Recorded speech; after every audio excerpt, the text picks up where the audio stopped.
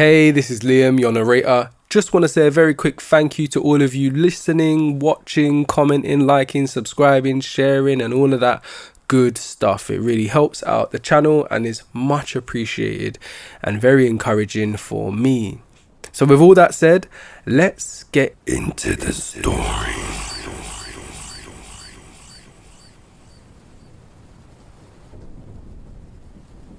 I found 3 dolls behind my house. Almost like they were posed, the life-size Raggedy Ann and Andy style stuffed dolls were non-threatening in their appearance. They might have been cute under different circumstances. That is, if they weren't just propped up against trees in the forest directly behind my house. I was so weirded out by their random, unexplained placement back there that I dragged them, one by one, to my living room to solve the mystery. That was my first mistake. At the time, I didn't realise the vaguely human-looking dolls with blank smiles and dead eyes had battery-operated microprocessors to verbally engage their human counterparts. Frankly, I didn't know what to do with them. I finally decided to set them upright in chairs as if they were living people. At the time, it seemed like the most natural thing to do. As I positioned them like unexpected house guests waiting for tea, I discovered the switch on the left side of each body. As a man of action, I elected to turn them on to see what happened.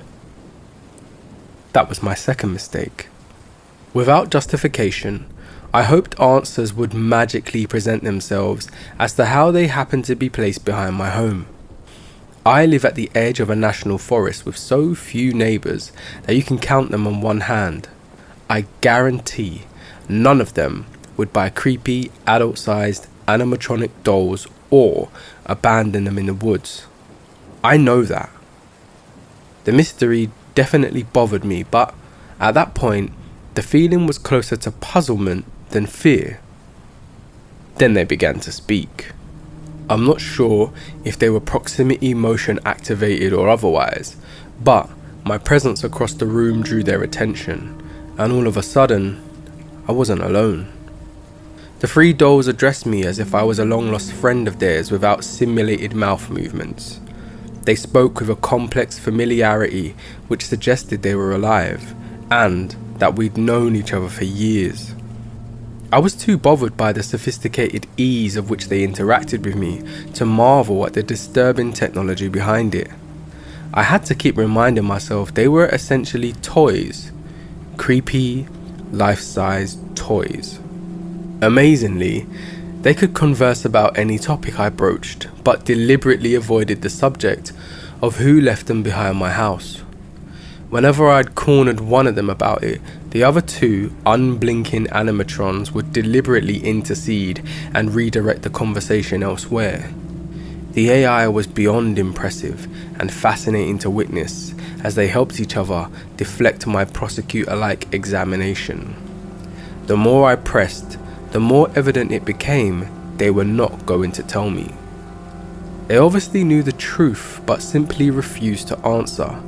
And that terrified me far more than anything else. These creepy dolls had both the knowledge of the answer and the strong will to refuse. I'd grown way beyond fatigued by the polite subterfuge and masterful game of redirect with see, speak and hear no evil, as I'd mentally dubbed them. I allowed my normal tendency of being polite to prevent me from just turning them off. They were so lifelike in generalized ways that seemed rude. For the first time since the one-sided conversation began, I grinned briefly at the preposterous idea of caring about the potentially hurt feelings of discarded toys I'd stumbled across in the forest. It was absurd. They were inanimate machines, for heaven's sake. My lingering worries were laughable. And yet something I couldn't articulate prevented me from just ending the artificial experience. I was so caught up in the perceived realism of the situation that I couldn't shake my undeserved respect for them. Reminding myself of the truth failed to take any traction. Their unthreatening faces distract me until I suspected I was losing my mind. Finally, I'd had enough of the hypnotic fantasy and metaphorically shook myself awake. When I stood up in determination to switch them off, the situation escalated considerably. "What are you doing?" The male doll spoke with alarm. The pitch in its animatronic tone rose midway through the sentence.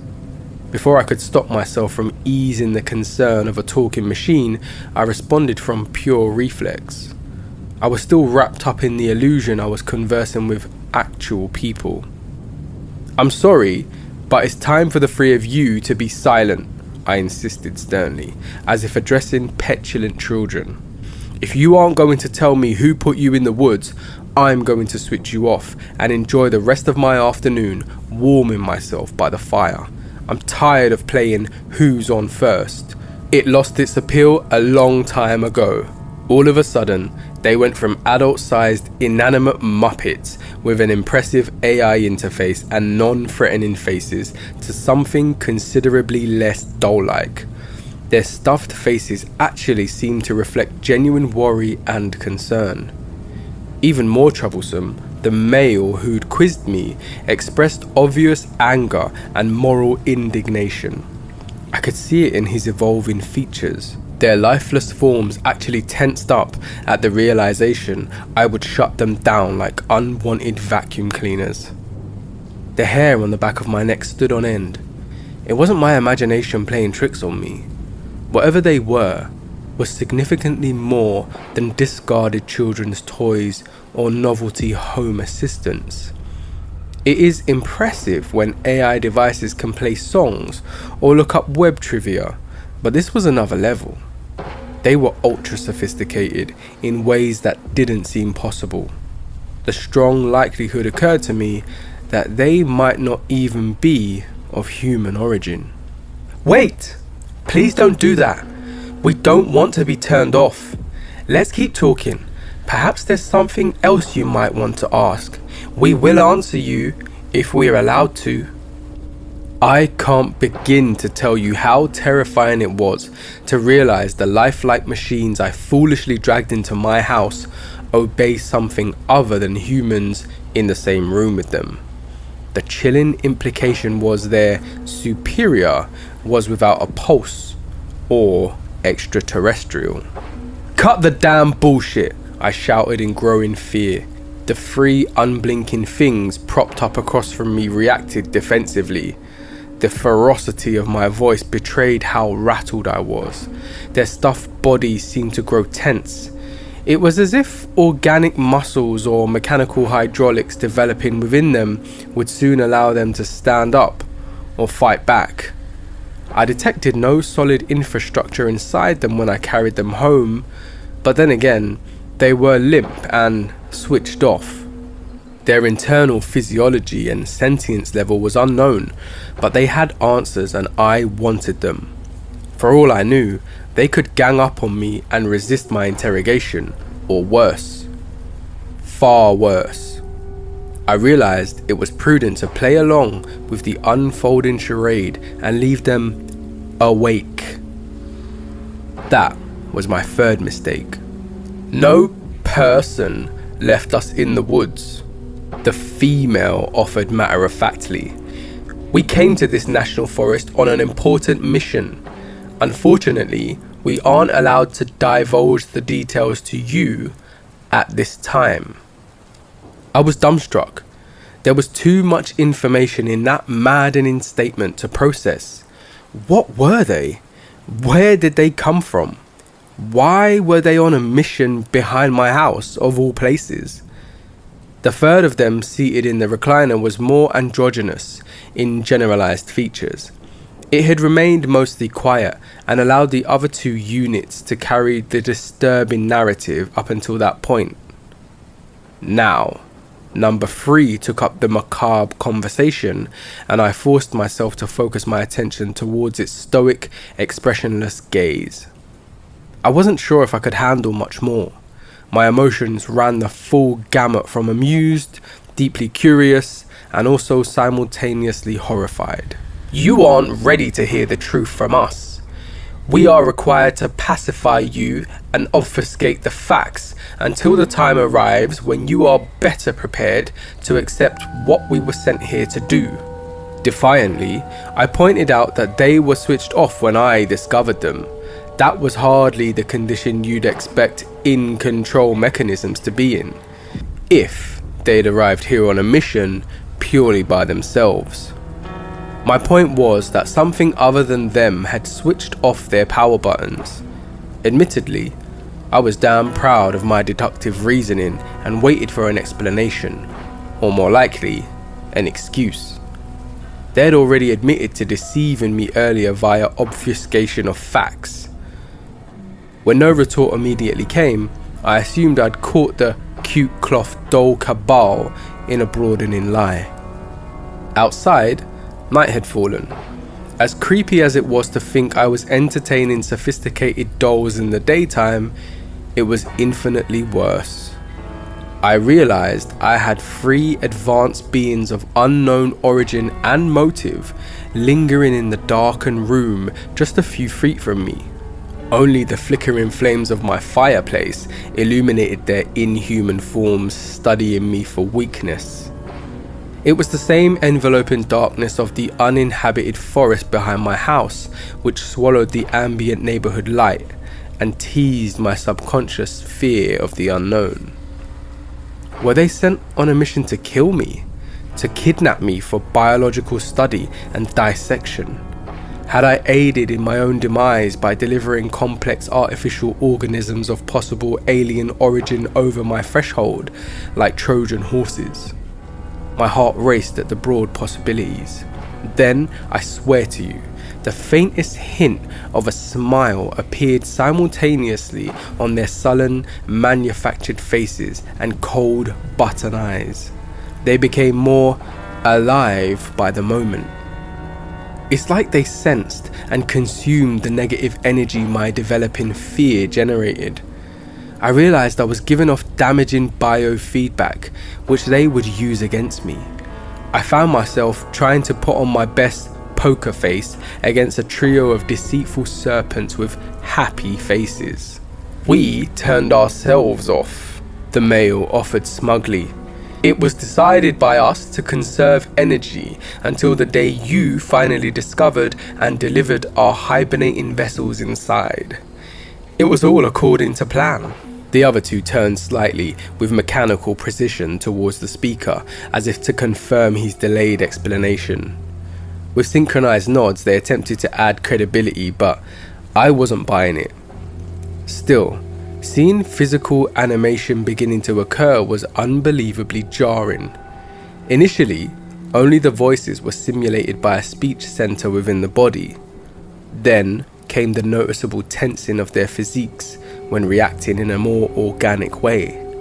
Now they were able to actually move their heads and form facial expressions. What would come next? It was obvious. Their physical capabilities and degree of human mannerisms were developing exponentially as the afternoon passed. They were learning to imitate mankind, and I was their unwitting teacher. Raging paranoia inside, I could see the writing on the wall. Those abilities to better mimic our species would continue to evolve and be used against me in some counterproductive or even hostile way very soon. Possibly to the point where I couldn't defend myself. Maybe being deactivated for a long time caused a delay in their greater motor functions. Earlier, they asked me not to shut them down, but at the time they were little more than sedentary, arguing toys as far as I knew. Now they were on course for the next frightening stage of personal interaction, and full-blown panic set in. I didn't believe their hollow reassurances, but I had to maintain a calm facade and exterior demeanor, even if I was a crumbling wreck on the inside. They were getting visibly stronger and more agile. I needed to act soon. Is your mission to aid or help me in some beneficial way? It was a clearly spoken query. It should have elicited an immediate response. The truthfulness of their answer wasn't the point. I was curious if there would be a delay in confirmation that they meant me no harm or personal malice. If they couldn't even pretend there was a benign mission, it was an obvious indicator of their true intentions. Their mutual, pregnant pause gave me the answer. The suspicious conspirators looked at each other, as if to confirm a unified response over a transparent one. I followed up with, "It was a simple question." I never thought I'd see a machine stammer, but I'll be damned if they didn't act just like a used car salesperson. Regardless of origin, I guess the architect of their artificial intelligence imitated the tendency to stall and lie too well. I noticed a twitch in the leg of the female. Just like butterflies fanning their wings to gain entry, they were getting stronger by the minute. I felt I could still overpower and shut them down, but the details of their covert plans for me would go unrevealed if I did it too soon. I was pressing my luck, but I hoped to squeeze a little more intel out of them before putting an end to the fiendish plot. I wanted to avoid a second wave of creepy alien murder dolls. Sidestepping my gotcha question, the male android attempted to lower my suspicions. "We only want what's best for you. All will be revealed very soon." "I see.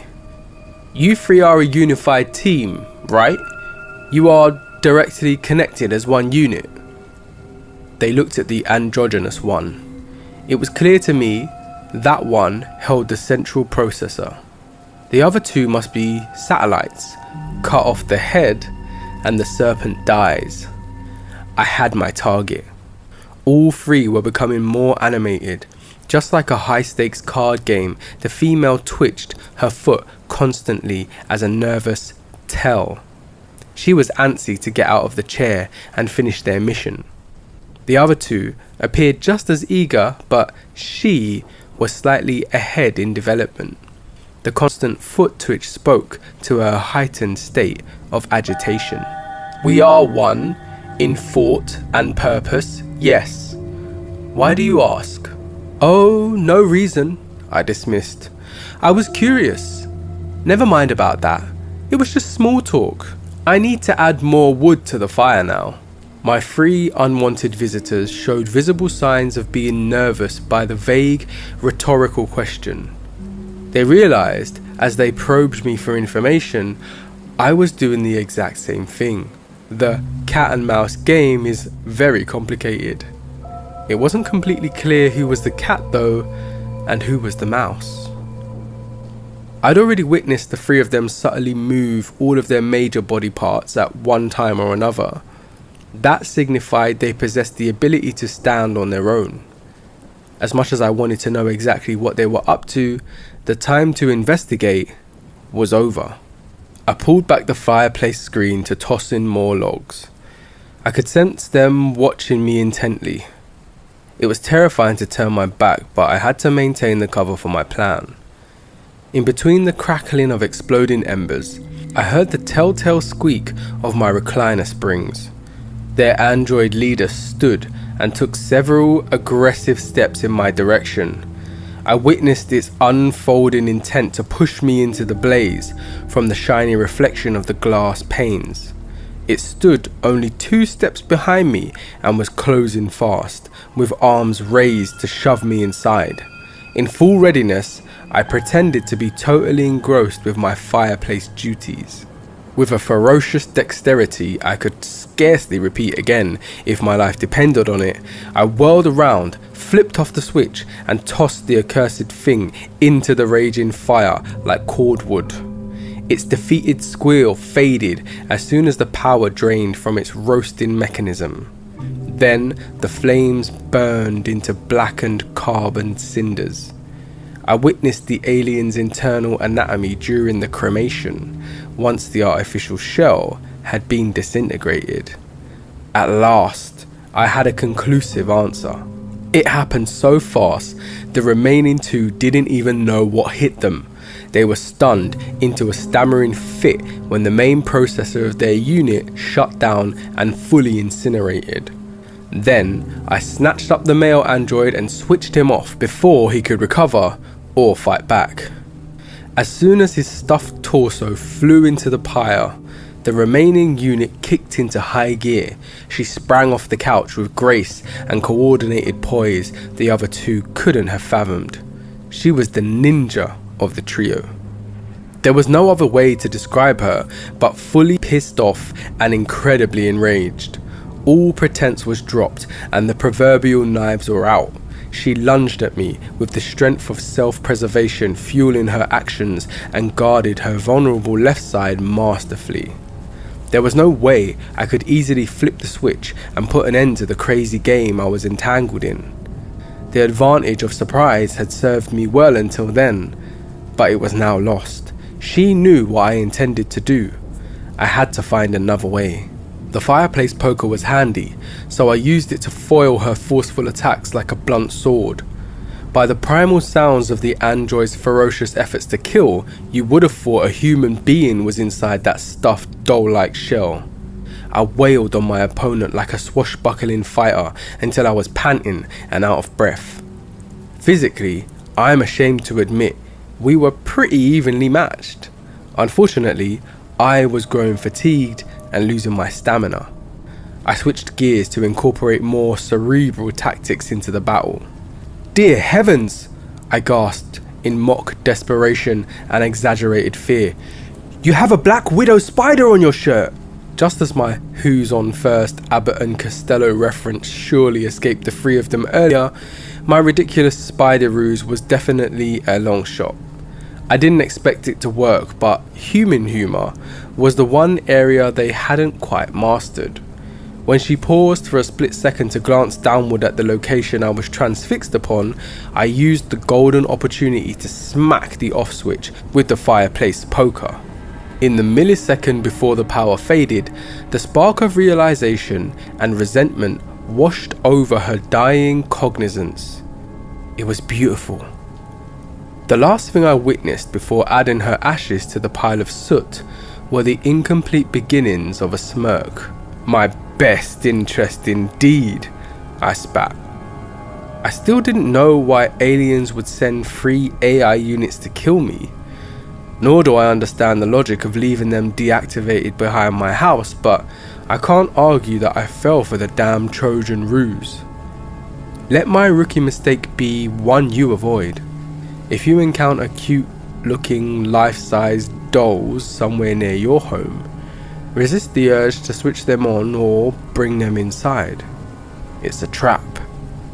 Just pitch them immediately into a nearby fire or trash compactor and avoid the headache of matching wits with the most sophisticated artificial intelligent beings you'll ever encounter.